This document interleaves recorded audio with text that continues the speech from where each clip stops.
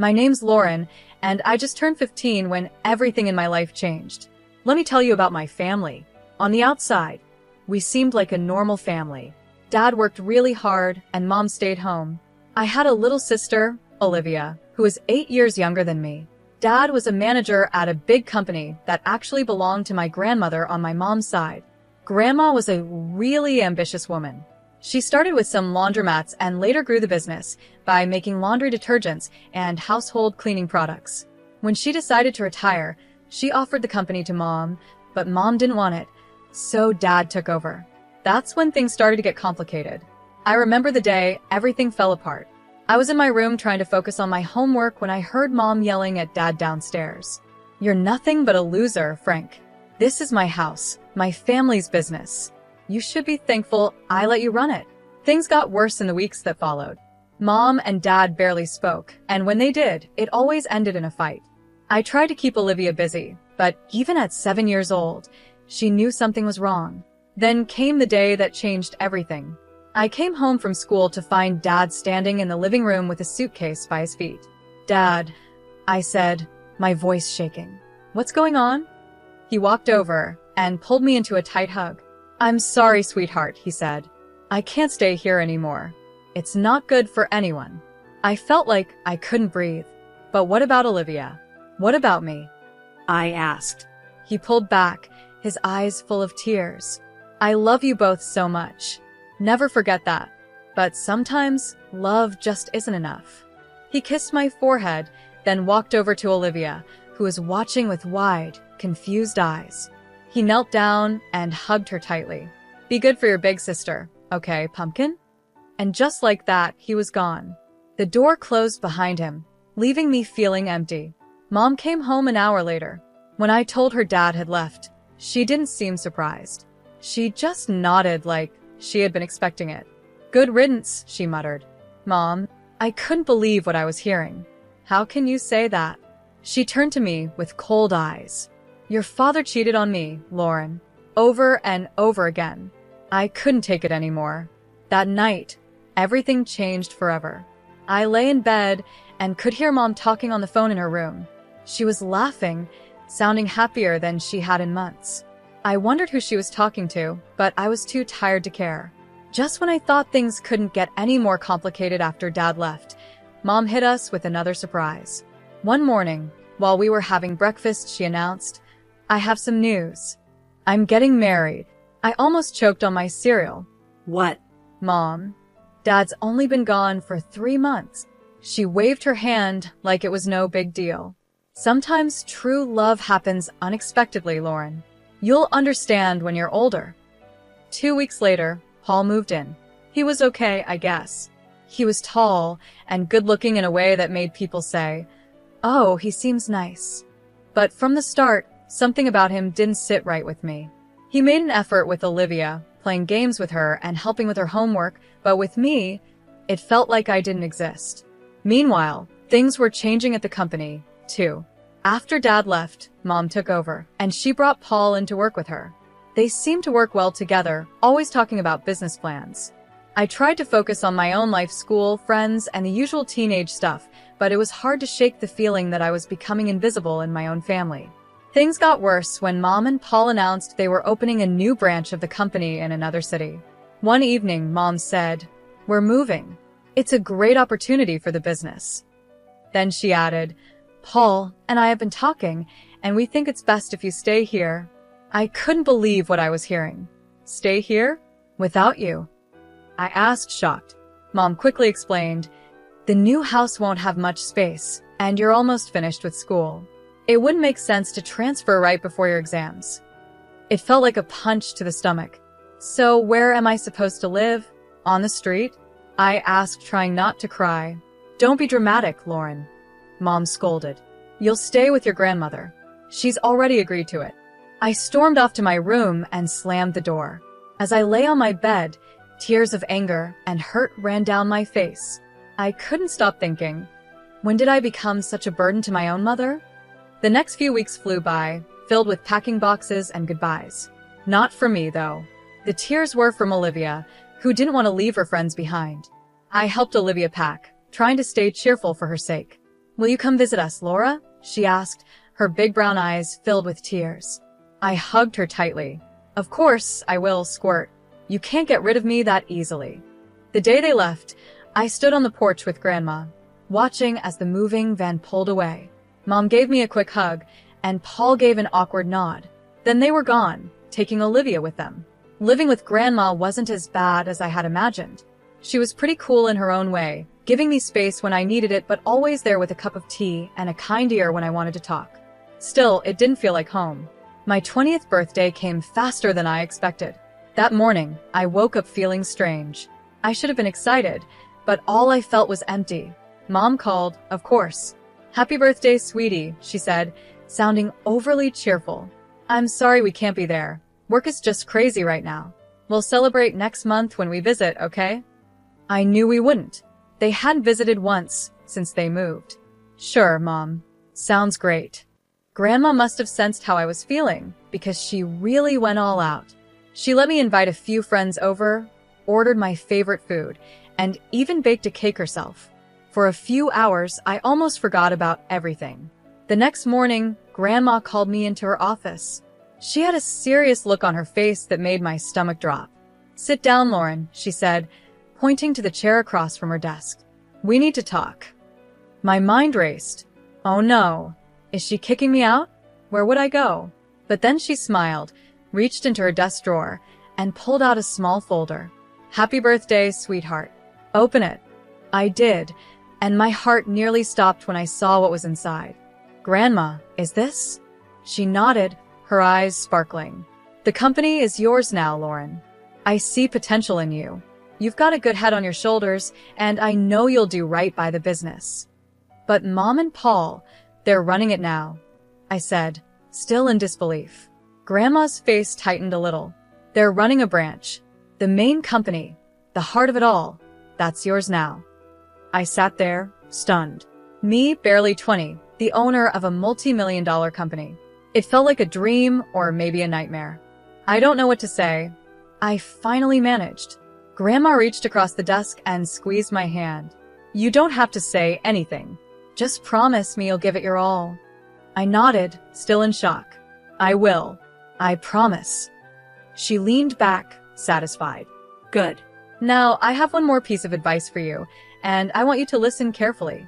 I leaned in, hanging on to every word Grandma said. Call your father, she told me. There's more to the story than you know. Talk to him, even if it's just as a consultant, but hear him out. It took me a whole week to find the courage to call Dad. We decided to meet at a small cafe downtown. When I saw him, my heart tightened. He looked older, tired, but his eyes brightened when he saw me.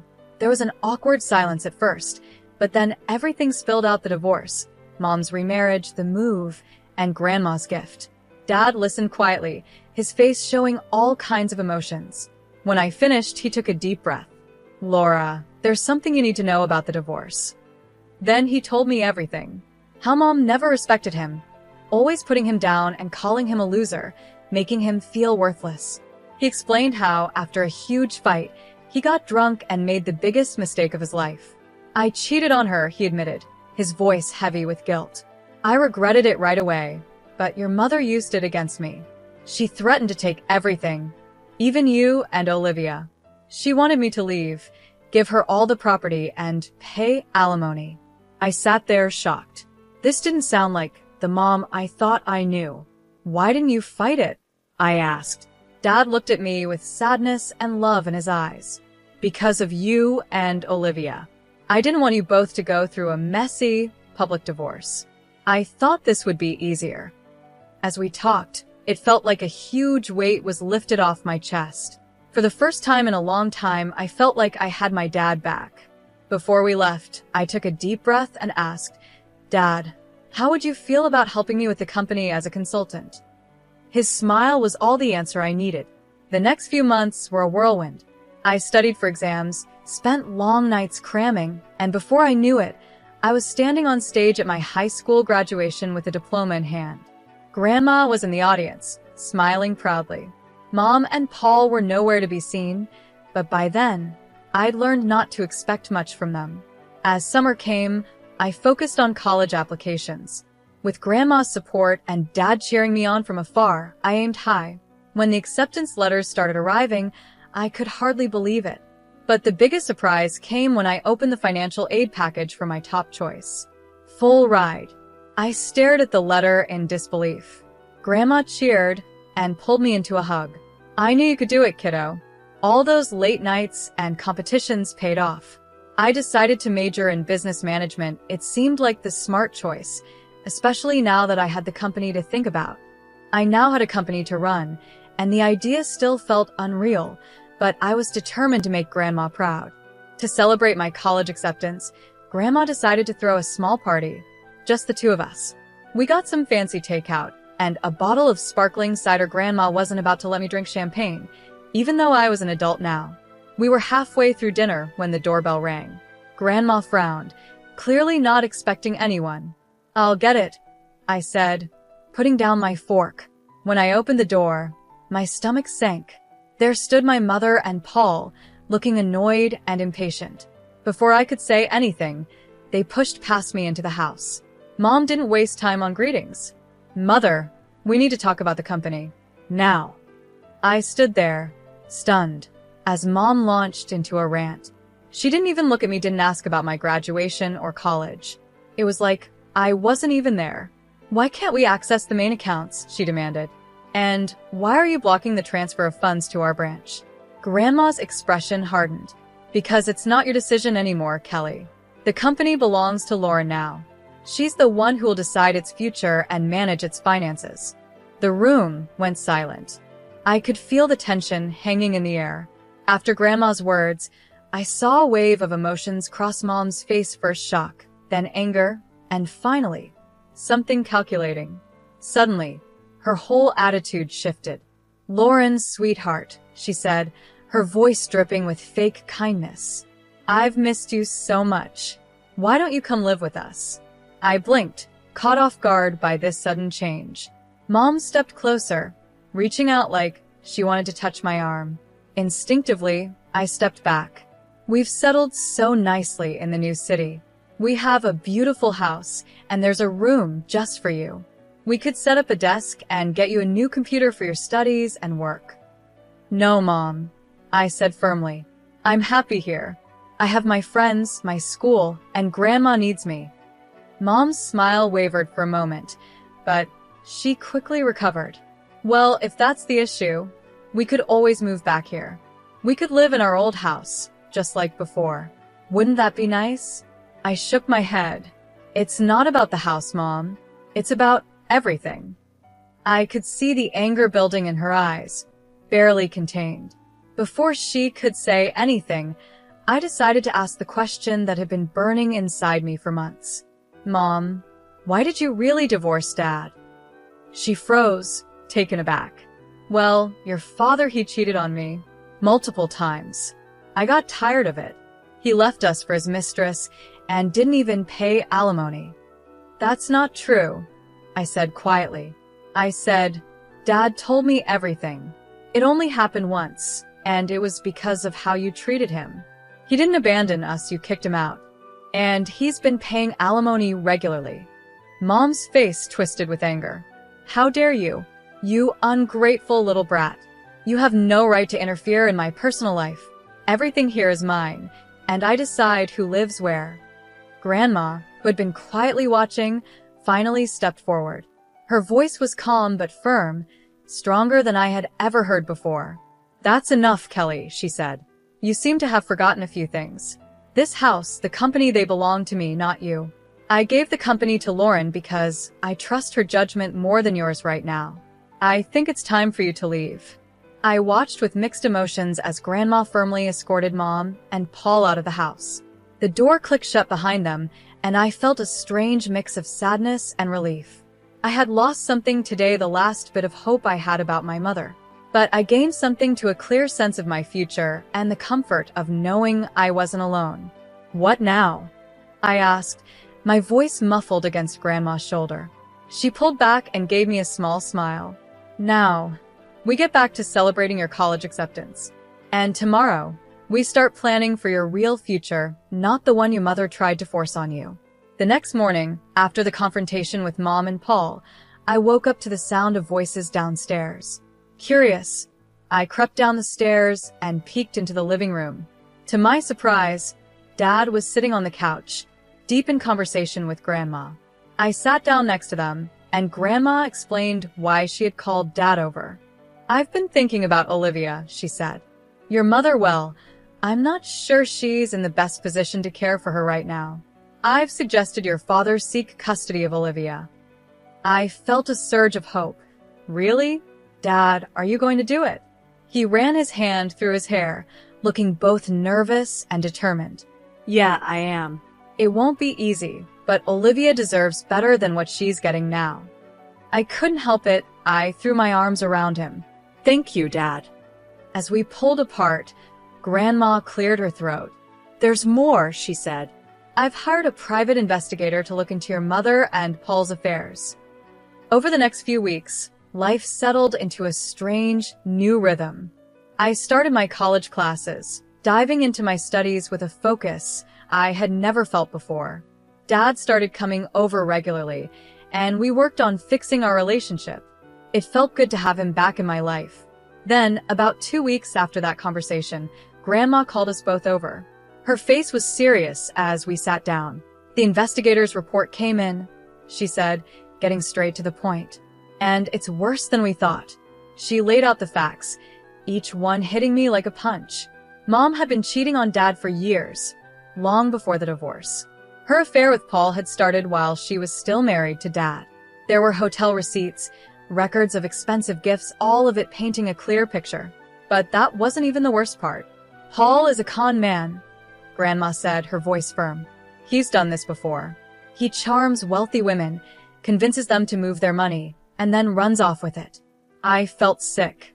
"So, when they wanted to move the company's money," Grandma nodded. "Exactly. He was planning to steal it and disappear." We sat in silence, each lost in our thoughts. Finally, Grandma said we needed to confront Mom with the truth. We set the meeting for the next day. Mom arrived at Grandma's house, looking annoyed and impatient. Her expression changed when she saw Dad was there too. What followed was one of the hardest conversations I've ever been part of. Grandma laid out all the evidence, the affair, Paul's history of fraud, and his plan to steal from the company. With each piece of information, I watched Mom's face, hoping to see some guilt or understanding. But all I saw was denial. "This is ridiculous," Mom said, sounding defensive. "Paul loves me. He would never do that. You're all just jealous of our happiness." Dad tried to reason with her. "Kelly, please look at the facts. Think about Olivia. Is this the kind of man you want around our daughter?" But Mom wouldn't listen. She stood up, her face red with anger. "I don't have to listen to this. Paul is a good man, and I trust him completely. You're all just trying to ruin my life." With that, she stormed out, slamming the door behind her. As we sat there, I realized something: this wasn't the end. It was just the beginning of a long, hard battle. But looking at Dad and Grandma, I knew I wasn't facing it alone. The next few months were a whirlwind of legal battles and emotional ups and downs. With Grandma's strong support and her legal expertise, Dad filed for custody of Olivia. I tried to stay focused on my studies, but it was hard not to get distracted by everything happening around me. The day of the custody hearing came, and I insisted on being there. The whole thing was tough. Mom's lawyer tried to make Dad look like he wasn't involved in our lives, but our lawyer was ready. He showed proof of Dad's regular alimony payments, how he had tried to keep in touch with us, and the stable life he had now. Then came the big shock. The private investigators' report about Paul's criminal past and their plan to steal from the company. I watched Mom's face as the truth came out first. She looked shocked, then angry, and finally lost. For a moment, I almost felt sorry for her. Almost. When the judge gave full custody of Olivia to Dad, I felt a mix of emotions: relief that Olivia would be safe, but also sadness that it had come to this. As we left the courthouse, Olivia in Dad's arms, Mom approached us. "This isn't over," she hissed, her eyes full of anger. Grandma stepped in between us. "Yes, Kelly, it is. Go home." Things only got worse for Mom after that. The judge ordered her to pay child support to Dad for Olivia. It was a huge shock for her, since she'd always thought she'd be the one receiving support, not paying it. I threw myself into my studies and learning more about the company, trying to stay away from the family drama. But I couldn't help feeling a bit satisfied when I heard that Paul had left Mom, running off with another woman and a large chunk of Mom's personal savings. One evening in autumn, Dad called me. His voice was tense with emotion. "Your mother showed up at my place today," he said. "She wants to make up, said she made a mistake, and wants us to be a family again." My heart tightened. Part of me, a small part, wanted him to say yes, wanted things to go back to how they used to be. But I knew better now. We'd all been through too much. "I told her no," Dad said firmly. "I told her that ship sailed a long time ago and that I wouldn't put you or Olivia through that again." I let out a breath. I didn't realize I was holding. "Good," I said, surprised at how strong my voice sounded. "You deserve better, Dad. We all do." There was a pause, and then Dad spoke again. I could hear him smiling. "When did you get so wise, Laura?" I laughed, feeling lighter than I had in a long time. "I learned from the best." After I hung up the phone, I looked around my room at Grandma's house. My textbooks were scattered across the desk next to a stack of company reports, and photos of me with Dad and Olivia smiled back from the bulletin board. This wasn't the life I imagined a year ago. It wasn't perfect, there was still a lot to figure out and plenty of challenges ahead, but it was real. It was mine. I thought about Mom, now alone after all her plans and manipulations. I felt a little pity, but it was mostly replaced by a sense of justice. She made her choices, and now she had to deal with the consequences. As for me, I had a family that loved me, a company to run, and a future full of possibilities. It wasn't the path I expected, but standing at the start of my new life, I realized something important. Time flew by as I balanced college and managing a multi-million-dollar company. Before I knew it, I was halfway through my degree, buried in textbooks and financial reports. The weekdays were filled with lectures and late-night study sessions, but the weekends were sacred. Every Sunday, I packed my bag and headed home to Dad and Olivia. The moment I walked in, Olivia would run to me, yelling, "Laura," and tackle me with a hug. At 12, she was all long legs and boundless energy. Dad would step out of the kitchen, usually wearing an apron, just in time for dinner. He'd grin and say, "Just in time for a meal." Those weekends became my anchor. We'd eat dinner together, with Olivia excitedly talking about her week at school, while Dad and I discussed the company. After Olivia went to bed, Dad and I would often stay up late, going over business strategies. Thursdays were always spent at Grandma's, where she cooked up a feast, filling the house with the smell of roast chicken and apple pie. After lunch, we'd sit on the porch, talking about everything and nothing.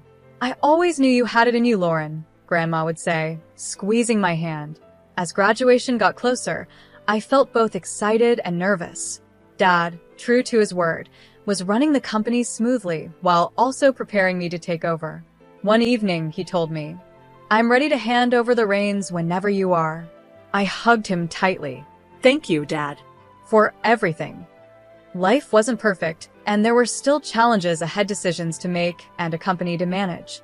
But as I looked at my little family, Dad, Olivia, and Grandma, I knew we could face anything together.